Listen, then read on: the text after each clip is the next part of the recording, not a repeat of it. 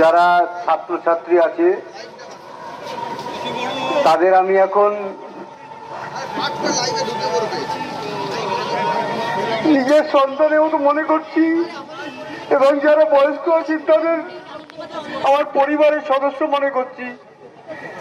এই এত লোক আজ আমার পাশে এসে দাঁড়িয়েছে এবং আমার মেয়ের এই যে অপরাধ, জঘন্য অপরাধ কার্য করা হয়েছে, তার জন্য যে সুবিচার চাচ্ছেন, তার জন্য আমি মনে অনেক সাহস পেয়েছি। আজকে আমার মনের অনেক প্রশ্ন লোকের মাঝে বলতে সাহস পাচ্ছি। আপনারা আপনাদের বা তোমাদের যারা আমার সঙ্গে আছো তাদের কাছে আমার একটাই অনুরোধ, আমি যতদিন বিচারটা, আমার মেয়ে যতদিন বিচারটা না পায় ততদিন তোমরা আমার সঙ্গে থাকবে।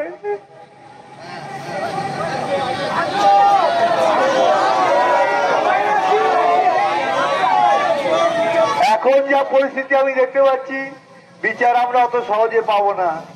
বিচার হয়তো আমাদের ছিনিয়ে আনতে হবে, এবং সবার সহযোগিতা ছাড়া এটা সম্ভব নয়। আশা করি সবাই আমাকে সহযোগিতা করবে এবং আশ্বাস দিচ্ছেন,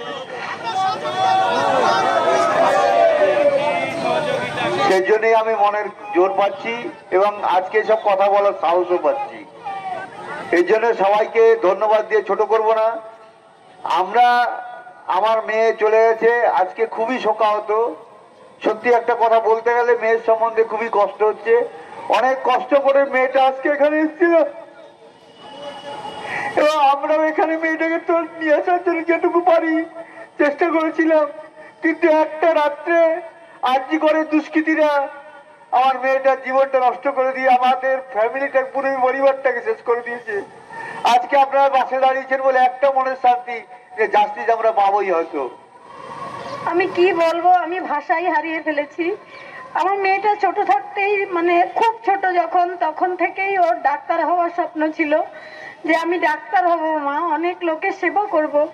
আর সেই সেবা করতে এসেই আমার মেয়েটা আরজি করে বলিদান হয়ে গেছে। একটা অন ডিউটি ডক্টর এভাবে নৃশংসভাবে চরম অত্যাচারিত হয়ে সে যখন মা করে কাঁদছিল, সেই কান্নাটা আমার প্রাণ রোজ ধ্বনিত হয় রোজ। এখন আমি ভাবি কত কষ্টে আমার মেয়ের প্রাণটা চলে গেছে।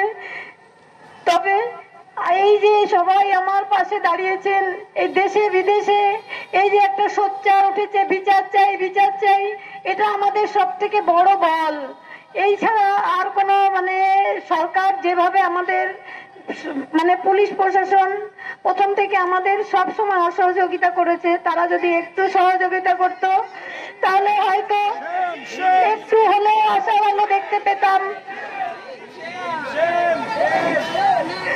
একটা এত বড় ক্রাইম হওয়ার পরেও পুলিশ, এটা পুরো পুলিশ প্রশাসন থেকে সেটা ধামাচাপা দেওয়ার চেষ্টা হয়েছে প্রথম থেকেই যাতে সব প্রমাণ লোপাট করার চেষ্টা হয়েছে আমার মেয়ের।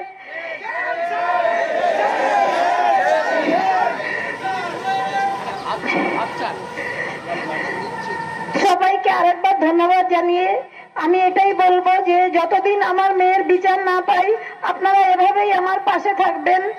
আমাদের ভিডিও ভালো লাগলে লাইক এবং শেয়ার করুন। কমেন্ট সেকশনে গিয়ে জানান আপনাদের মতামত। আরও ভিডিও পেতে আমাদের চ্যানেল সাবস্ক্রাইব করুন এবং প্রতি মুহূর্তে খবরের আপডেট পেতে প্রেস করুন বেল আইকন।